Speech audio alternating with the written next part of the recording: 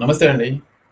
మార్చి 16, 2025 సంవత్సరం. నిన్న అంటే శనివారం నాడు మార్చి 15న ప్రెసిడెంట్ ట్రంప్ అమెరికాలో ఏలియన్ ఎనిమీస్ యాక్ట్ ఆఫ్ 1789ని ఇన్వోక్ చేశాడు.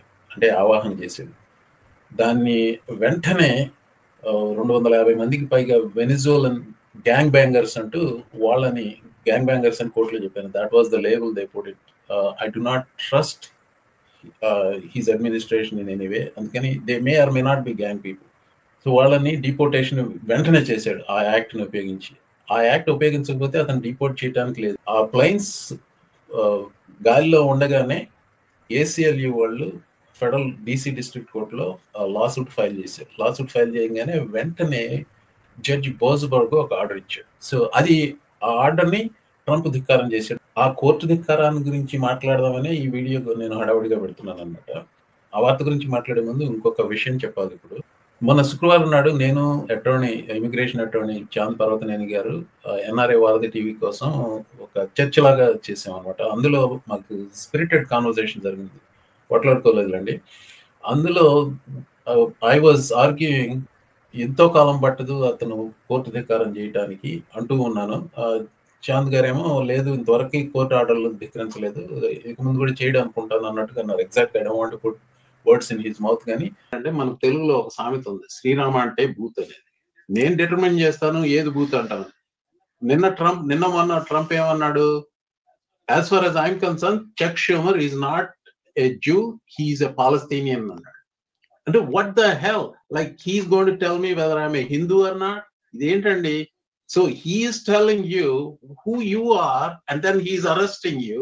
So this is not a due process. Second, speaking of due process, they hung up on the lawyer. ఎవరు? ఐస్ world. They hung up on the lawyer. Me client ని arrest చేశారు. And then you call the agency and they hung up on you. What do you do? What does the client has to do? Right, and that is the beauty of due process. Due process ante, yes, there is this administrative branch of the government that is violating some rules. మనం ఏం చేయగలం అంటే we can approach the court. So అదే చేశారు వాళ్ళు. ఆ రోజున lawyer ఏం చేశారంటే వాళ్ళు they immediately went to the federal court. Immediately federal court stay order pass చేసింది. They said without me signing an order this person cannot be deported. So immediately court interfered. So ఒక branch of the government rules follow అవ్వకపోతే we're approaching the courts. మీరు చూశారు, the system is working. System work అయింది కనుక so far. And if he's going to ignore and then take him on a private jet or even a military jet to Syria, wherever he was born, so who's going to stop them? Who's going to stop Trump? Meer cheppandi. Meer if you are the lawyer of Khalil, are you going to stop him? Due process anedi ipudu federal court system lo they do not have an enforcement mechanism. Maha aithe US Marshals also, they are in the control of the federal government. So he will say stand down under US Marshals. What is the federal judge going to do? Tell me. మీకు అవకాశం దొరికితే తప్పకుండా చూడండి. అది it's very educational. ఆ conversation ఎంత 22 minutes ఉంది. అది ఎన్ఆర్ఐ వారధి టీవీ అని. నా స్పెక్యులేషన్ ఏంటంటే ఆ కాన్వర్సేషన్ లో ఖచ్చితంగా కోర్టు ధిక్కారం చేస్తాడు, ఎంతకాలం పట్టదు అన్న. So that is what happened. అది నిన్న జరిగింది. ఈరోజు ఉదయం Trump administration deports hundreds of immigrants even as judge orders their removal be stopped. So whatever I've been predicting, it was not in the future, it happened just 2 days later. So in jarigindi, apparently Boasberg verbally ordered the planes to be turned around, but they apparently were not, and he did not include the directive in his written order. Minute order అని ఇస్తారు జడ్జిలు. ఇలాంటి ఆ minute order అని return ఉంటాయి, verbal గా చెప్పాడట. So ఇప్పుడు వెనిజువలన్ గ్యాంగ్ బ్యాంగర్స్ అంటే వెనిజువలాకి తీసుకెళ్తున్నారు అనుకుంటారు కదా, but they were deporting to El Salvador లో ఆ El Salvador president Nayib Bukele అనే అతను ట్రంప్ అలై. అతనితో స్టేట్ డిపార్ట్మెంట్ వాళ్ళు నెగోషియేట్ చేశారట. $6 million పర్ ఇయర్ ఈ జైలు, ఈ గ్యాంగ్ మెంబర్స్ అందరినీ అక్కడ ఇంప్రిజన్ చేయవలసిందిగా వీళ్ళు అరేంజ్మెంట్ చేశారు.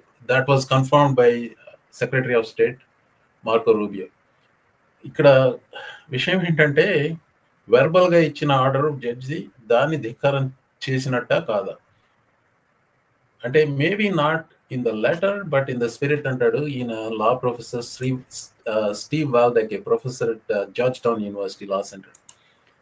The verbal directives to turn around the plane was not technically part of his final order. So that means no violation in its letter, but in spirit it was violated. So నేను ఈ video update పెడతానికి కారణం ఏంటంటే ఎందుకు ఇలా చేస్తున్నాడు అనే దానికి కొంత అవగాహన కావాలి. ఆల్ యూ హ్యావ్ టు, ఇది నాకేమీ ఏదో ఫ్యూచర్ తెలిసి చెప్పట్లేదు, ఇది తను అన్న మాటలనే సీరియస్ గా తీసుకున్నాను కాబట్టి చెప్తున్నాను. డిఫెన్స్ డిపార్ట్మెంట్ కి పీట్ హెగ్సెత్ ని సెక్రటరీగా నియమించినప్పుడు, అలాగే జాగ్ ఆఫీసర్లు అందరినీ తొలగించినప్పుడు, జాగ్ ఆఫీసర్లు అంటే వీళ్ళంతా లాయర్, మిలిటరీ లాయర్లు, వాళ్ళందరినీ తొలగించినప్పుడు ఇదంతా ఏంటంటే ఒక రంగాన్ని సిద్ధం చేస్తున్నాడు. అమెరికాలో April, May, June, July summer, spring and summer అంతా ఇక్కడ యాజిటేషన్స్ విపరీతంగా జరుగుతాయని చెప్పి చాలా మంది భావిస్తున్నారు. నేను ఒక్కనే కాదు. ఏప్రిల్ 5వ తారీఖున ఒక మ్యాసివ్ ప్రొటెస్ట్ జరగబోతుంది ఇక్కడ వాషింగ్టన్ డీసీలోను, అలాగే అన్ని పెద్ద పెద్ద నగరాల్లోనూ జరగబోతుంది. వీటన్నిటికీ రంగం సిద్ధం చేసుకుంటూ ఉన్నాడు. ఈ ఏలియన్ ఎనిమీస్ యాక్ట్ లాంటిదే వాడి, నాకు ఎగ్జాక్ట్గా గుర్తులేదు ఏ ఆర్టికల్ 352 అనుకుంటా, దాన్ని ఇన్వోక్ చేసి ఇందిరాగాంధీ 1970s ఎమర్జెన్సీ డిక్లేర్ చేసింది. పాత్రికేయుల్ని నిర్బంధించింది జైలుల్లో.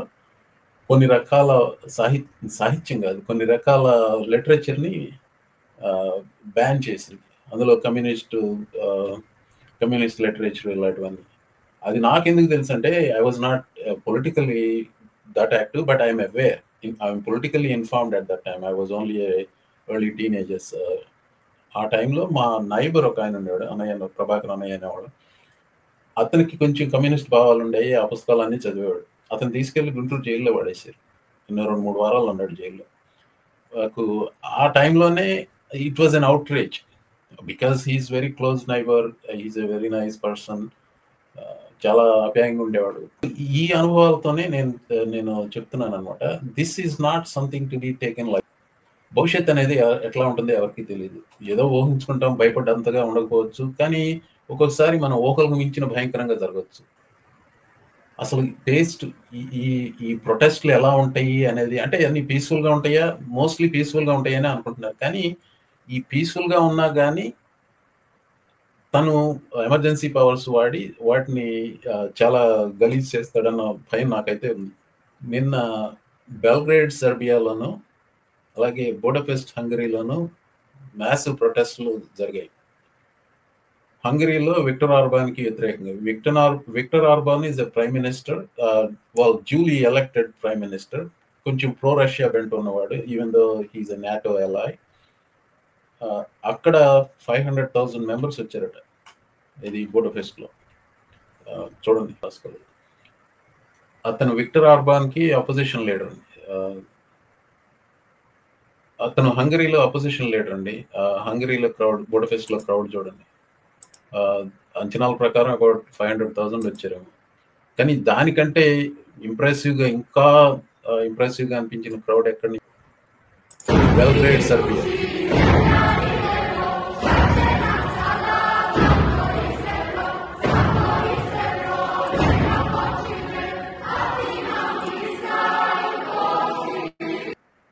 సేమ్ క్రౌడ్, ఇంకొక వ్యూ అండి.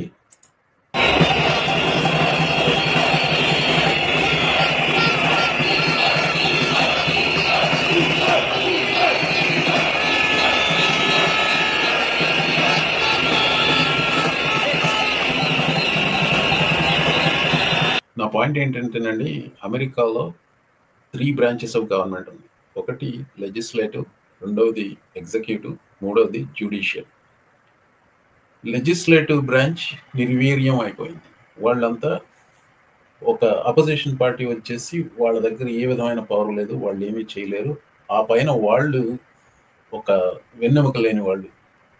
ఈ అధికార పక్షంలో ఉన్న వాళ్ళకి ఒక విలువలు లేవు, ఉన్న వాళ్ళకి అతనంటే భయం. ఈ వాళ్ళు ఏం చేయరు. So legislative branch is out of the question. Judicial branch is so far is okay, it is hanging by a thread. నేను చాంద్ గారితో చెప్పింది ఏంటంటే, అధికారంలో ఉన్న ట్రంపే కోర్టు ఆర్డర్లు అమలుపరచాలి. నేను అమలుపరచను, ఏం చేసుకుంటావో చేసుకో అనే స్థాయికి వస్తాడు అని నేను అంటున్నాను. వచ్చాడు, నిన్నే వచ్చాడు.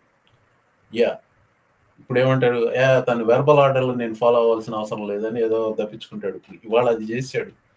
తన కోర్టు ఆర్డర్లని బై లెటర్ అండ్ స్పిరిట్ ధిక్కరించే రోజులు ఎన్నో రోజులు పట్టదు. ఇంకొక నెక్స్ట్ వీకే చేయొచ్చు, లేకపోతే రేపే చేయొచ్చు. So the system is on the verge of breaking down in America. Protest are coming.